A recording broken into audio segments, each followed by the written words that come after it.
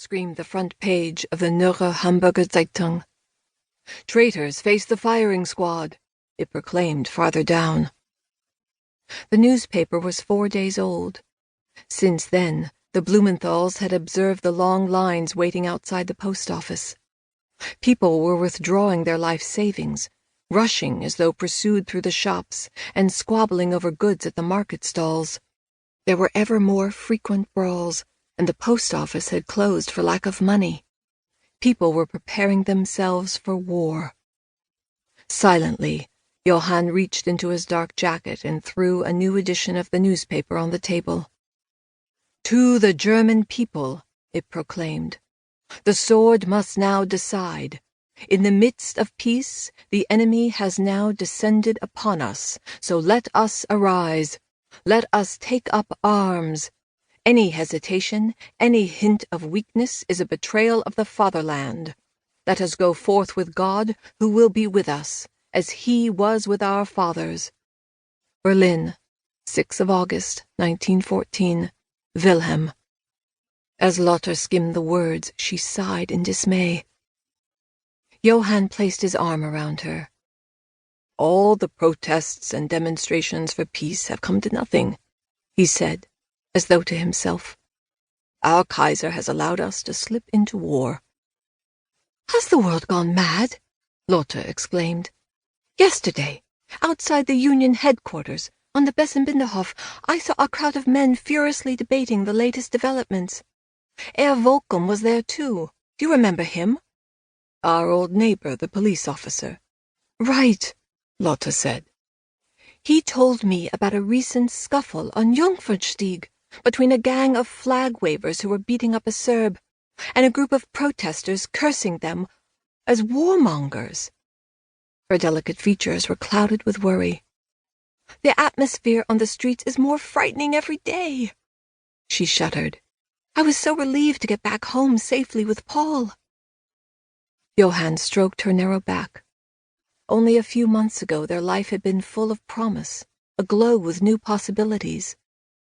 Since the coming of the railway, the world seemed a little smaller. Johann thought of the trips to visit friends and relations in Salzburg and Munich, little Paul finally old enough to travel. But since the assassination of the heir to the Austro-Hungarian throne, and his wife in Sarajevo in June, an ice-cold wind had been blowing through the German Empire.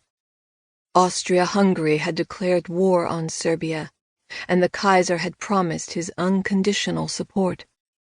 By now Russia, Great Britain, Serbia, and France had come together to oppose Austria-Hungary and the German Empire.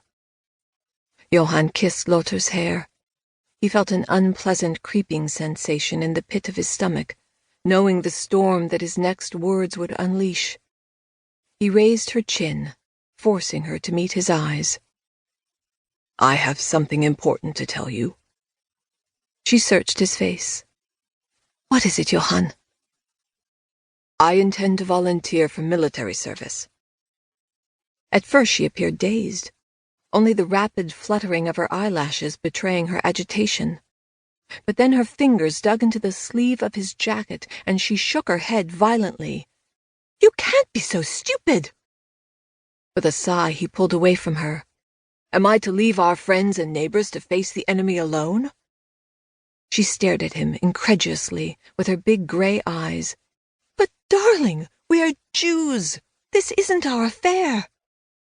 Being Jewish has nothing to do with it. Besides, don't forget that Max and I trained for a year as reservists.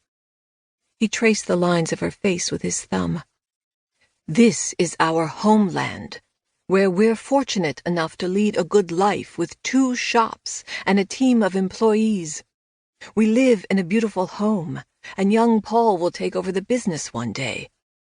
His throat tightened as he saw the fear growing in Lotte's eyes. It's time to express my gratitude. I can't just stand by as our Christian friends fight. It's my duty as a citizen to protect and defend our country.